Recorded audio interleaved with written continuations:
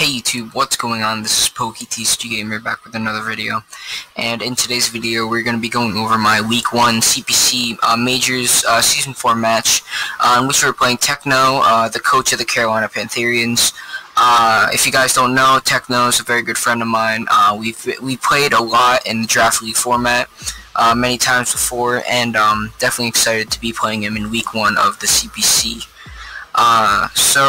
He definitely has a very threatening team, but before I go into that, I just want to say, as far as team builders, I'm just going to do, if you want to call it team builders, like I did in the MPL Minors, where I start on the replay, and I just go over the team from the replay. Like, I'll go into each of the sets briefly that I brought, and I'll also talk about his team a tiny bit.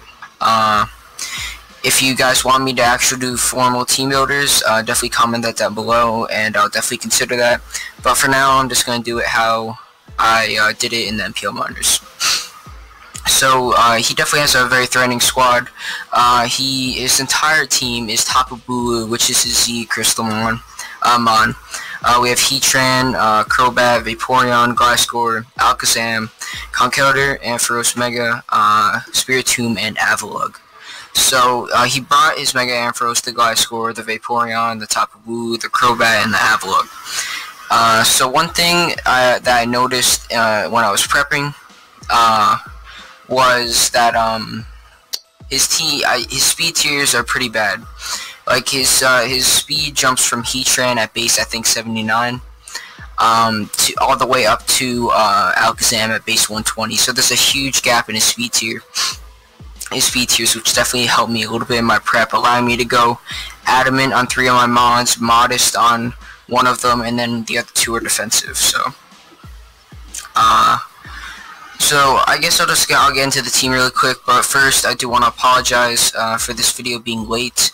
I think as well as my draft analysis, which I did not say that in the draft analysis video, but that was going to be late, but both of them are going to be uploaded late, and I very much apologize for that, but I just have not had the time to record. I've had a pretty time-consuming personal issue come up, and it's been taking a lot of my time up in the past couple weeks, and I'm also college is right around the corner. I'm doing stuff for that, so I've definitely been really busy, but I'm going to try my best to have every single upload from here on out fully up on time. So we have the first one that we have on the team is Suicune. This set is Substitute, Toxic, Calm Mind, and Scald.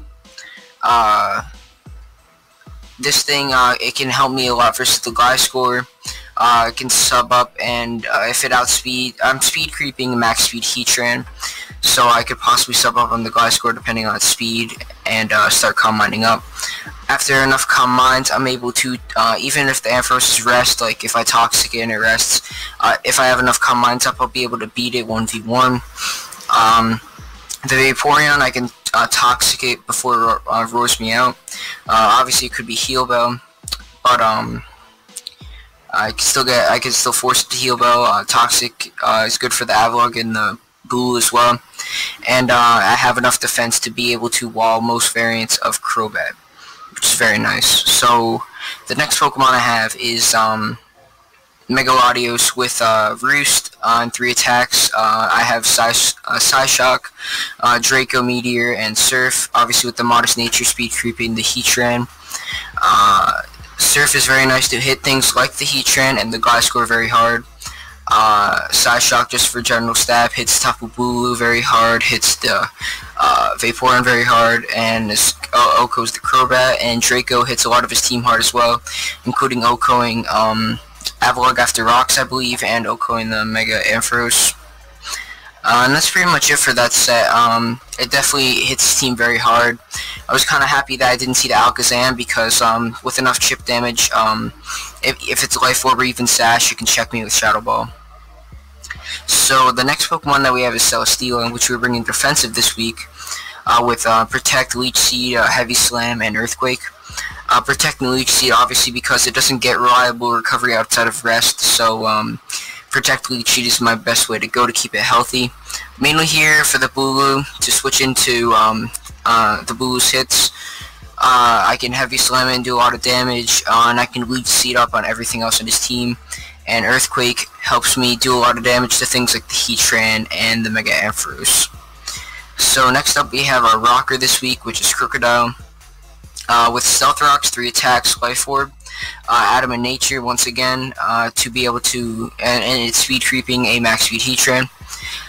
So we have Rocks, Knockoff, Earthquake, and Aqua Tail. Aqua Tail just to hit the Gliscor very hard. And that's pretty much it for the Crocodile set. Pretty straightforward. I can knock off items off things like the Gliscor if it wants to switch in. I can get rid of the Toxic Orb. I could knock off the Vaporeon's leftovers, or maybe the Tapu Bulu's leftovers, but I expect that to be his Z move, or it to bring his Z move. I could knock off the Avalug's Rocky Helmet or leftovers, as well as the Crobat's item as well. So next up we have a pretty standard Mimikyu set with Swords Dance, Play Rough, Shadow Claw, and Shadow Sneak. We are running an Adamant Nature with enough speed, like I said, common trend to outspeed the Heatran, a max speed Heatran. We are holding the Spooky Plate because if you look at his team, he does not have a single Ghost Resist on his team, and I didn't want to add a Life Orb and just be taking unnecessary damage. So that's pretty much it for the Mimikyu set. Pretty straightforward. If I can weaken his team enough and get up rocks, it can definitely clean up late game as it outspeeds almost everything on his team, bar like a Scarf Bulu, very speedy Gliscor, and the Crobat. So lastly we have the Electivire, mainly here for the Mega Ampharos. Obviously because of Mold Breaker it can still hit me with electric moves, so we do resist that. We have Volt Switch, Ice Punch, Thunder Punch, and EQ. Ice Punch obviously for the Gliscor, EQ for things like the Mega Ampharos and the Heatran, and Volt Switch obviously will gain me momentum. And I have, I think I'm max HP, 212 speed, and I spread out the rest into Spidef and Attack. So that's pretty much it for the team, guys. So I'm just gonna get into the battle right now. So I decided to lead off with my Latios just because it pressures his team very, very much. And right here I considered roosting, just seeing if he was like Banded U-turn. But I thought firing off a Psyshock would be a pretty safe bet because Psyshock into another move kills everything on his team. So right here we're gonna see he U-turns out, does 53, and he reveals the Life Orb. So at this point I was kind of thinking he might be a mixed attacker with Life Orb, with like a U-turn, Brave Bird, Heat Wave, maybe for the Celesteela and Roost, since he has Avalugg to get rid of hazards. So I just fire off a Psyshock, and you guys are going to see the Vaporeon comes in, and I do a hefty amount with Psyshock, and I get a crit, which was very unfortunate. But I did have a chance to kill the Vaporeon. Like, after the battle, he sent me his spread, and I had a chance to kill with the combination of Psyshock and Draco Meteor. So I'm not sure how much that really mattered. And as Techno said in his video, if you guys have not seen that, I'll link it in the description. His Vaporeon, he said, was not very important to the battle, which I kind of agree with. So he just lets it go down right here to another Psyshock. But this means he can bring back in his Crobats, so that means I do have to switch out. And I think I choose to go into my Suicune. Or no, I go into my Celesteela and take very minimal from the U-turn. And I'll gain that all back with lefties. So he just goes into his Ampharos, smart play, getting his Mega up. I just go into my Electivire. I can take 2 of any hit from this thing. And I can just fire off a Volt Switch or maybe an Ice Punch, depending on what I predict. But right here, I think I just fire off an Ice Punch as he goes into the Tapu Bulu. And right here, I do get a crit with the Ice Punch, which did matter a little bit, but you guys are going to see by the time that this thing starts taking more damage, it's pretty much back up to full thanks to Horn Leech later on. So right here, it goes for Guardian of Alola, and does 75 to my Celesteela.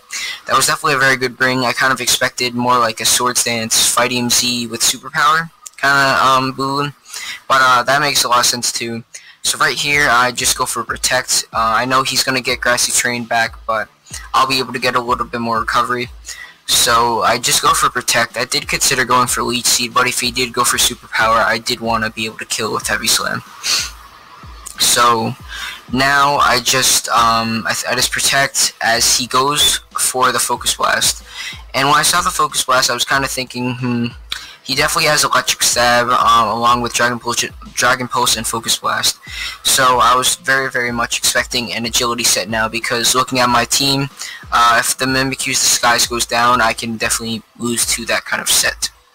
So right here, I just switch right out into my Electivire again. As you guys are going to see, it was for Thunderbolt. And it only does 21, and I get a little Grassy Terrain back up. But now his Ampharos is almost back to full thanks to that recovery. So right here, I just go for an Ice Punch, kind of predicting the Gliscor. If I went for Volt Switch, that would have been pretty good. But right here, I kind of expected him to scout for any kind of special move. Even like T-Bolt would do a decent amount of this, or like Flamethrower, or Focus Blast if I want to carry that. So I actually go for a double Ice Punch, predicting the Gliscor. But he actually decides to stay in. And he just goes for Recover, kind of scouting, I guess, for a special move, because he could have lived one, obviously, since I'm not like Specs or Life Orb or something. So now he actually goes to do his Gliscor, making a very solid play. As at this point, my Ampharos, my Electivire is so low, it can't switch into the Ampharos, so I'm pretty sure I just go for Ice Punch and sack it off. As he gets up his Rocks, which is actually pretty annoying, because my Mega Latios is going to be taking 12 every time it comes in, and if I don't find a opportunity to heal it up, then I could definitely lose this game. Also, it's obviously going to be chipping away at my team. So I just go for I switch out here, saving that for a sack, predicting Earthquake, and if he actually did go for Aerial Ace there, which I actually don't think killed my Electivire, if he did go for that, I would have been in a lot of trouble, because you guys are going to see right here how much the Aerial Ace does.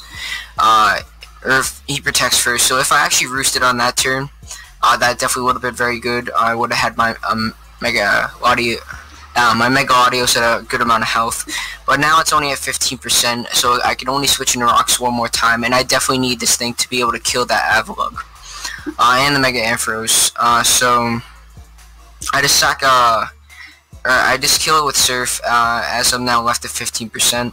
So now whatever he brings in, I can sack my Electivire too, because I could still possibly get off a roost on a few things with my Mega Latios.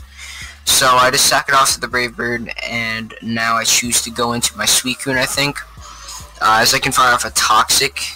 I think actually first I fire off a Scald, but Toxic hits everything on his team, the Avalugg, the Mega Ampharos, and the Boolum. And if I could get a Toxic off on any of those, that'd be very nice. So first I actually sub up, just because I didn't want to go hard Toxic in case he stayed in. So now I go for the Toxic. I actually miss, which is pretty unfortunate. But you guys are going to see he's almost back up to full now, or he's getting close to full, thanks to Horn Leech. So now I have to switch out, and I go into my Celesteela, as I think it is Superpowers here, yeah, and that does definitely does a good amount. But if I protect, I'm out of range of another one, and knowing that, I actually fire off a Leech Seed, because if he stayed in Superpower, that definitely would have been a good play. But my best play was definitely protecting there to get out of range of another Superpower. So now I just protect. It was kind of obvious that he was going to switch back out, but I didn't really predict around that. So I just protect here, and actually protect again, trying to get out of range of another Superpower. But he actually makes a very nice play and goes for an Agility. So at this point I was definitely very scared, but I still did have my Mimikyu's Disguise, which is very nice. So I actually go into my Mimikyu here, because I go into my my Crocodile, knowing that he'd want to kill my Celesteela with a Thunderbolt, and he can't, if he goes for a Thunderbolt and gets a Crocodile, he's just a man, but I am immune to Dragon Pulse and Focus Blast and Mimikyu, so I just make that double here. As you guys are going to see, he actually doubles out too, I think. Yeah, he doubles out into his Tapu Bulu. So now this thing is very, very close to full. At this point, I'm kind of worried. I just go right out into my Celesteela here. Even if I sack it off, that's fine.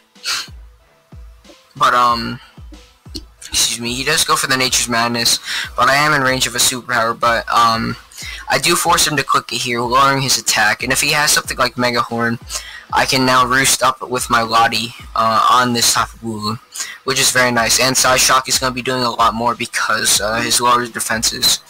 So I just roost up here, and he can spam Nature's Madness all he wants, but at the end of the day, I'll get up to 50%. And actually Horn Leech there, making me think that he might have thought I didn't have Roost because I never went for it before. But I do, and he actually misses the Mega Horn there. But you guys are going to see in a second that the Mega Horn doesn't do that much. But I do actually get a crit here, which didn't really matter too much since I do 2-KO it. But now you guys see the Mega Horn only does 44, so unless he crits Mega Horn, I'm always going to be at around 50% because Nature's Madness won't do any more than that. So right here I just decided to kill this off because even after that, I am in range of a Crobat's U-turn. But at this point, my Mega Latios does not have to be at a high amount of health. This has to be at a good amount of health to check the Mega Ampharos and the Evolug. So right here I just go into my Suicune, kind of sacking it off, as I think he just go for the U-turn, as I just Toxic here on the Mega Ampharos switching, as if he agilities, that's fine, I can go into my Mimikyu after, and Toxic at least puts this thing on a timer, and I know that he doesn't have rest, so we can't get rid of this. So he just decided to kill off my Suicune there, so very nice play. And now I go into my Crocodile, realizing Rocks, late game Rocks are actually really nice versus the rest of his team, and I really didn't think he was going to stay in on an Earthquake. So I just set on my Rocks here, as he goes on to his Avalugg. So right here, I didn't think Spin was his best play. I could still be Rocky Helmet. I haven't revealed an item yet, and I can also go into my Mimikyu and block the Spin. So definitely predicted an Avalanche here. So I just knock off whatever item he has, as it turns out to be Rocky Helmet. As I do reveal the Life Orb now. So he just does Avalanche, it kills off my Crocodile. But as long as I land this Draco and he stays in with this Avalugg, I guaranteed win the game. And this kind of was a 50-50, like he could have sacked off his Crobat, or he could have sacked off his Ampharos, and then went out into his Crobat, but I think he still would have lost the game in that scenario. So I just had to land a Draco versus this Avalugg, as it actually does kill, obviously, and now I'm pretty much guaranteed to win the game, unless if I miss 2 play roughs on the Mega Ampharos, then I would lose the game. But I do have Shadow Sneak on my Mimikyu, so he U-turns out here, but he dies to Rocks, and even if he didn't, I did have U-turn, and staying in prevented him from roosting up. So now I can just go into my Mimikyu, and I just fire off a play rough, and if I miss twice, I'd lose the game, but I just need to land 1 to be able to kill this Mega Ampharos, and you guys are going to see it just kills, and the Crobat dies to Rocks, and we get a nice 1-0 victory in Week 1. So definitely a great game, sorry guys, great game to Techno. Definitely happy with how the battle turned out. There was a few crits early on in the game, and there was the Toxic miss, but aside from that, there wasn't too much hacks. And the end game was definitely very tense, but we were able to pull it out. So in Week 2, we were playing Prado. Hopefully I'll have that up on time. And yeah, that's going to be it for the video, guys. Hope you guys enjoyed. If you did, make sure to leave a like down below. And I will see you guys next time. Peace.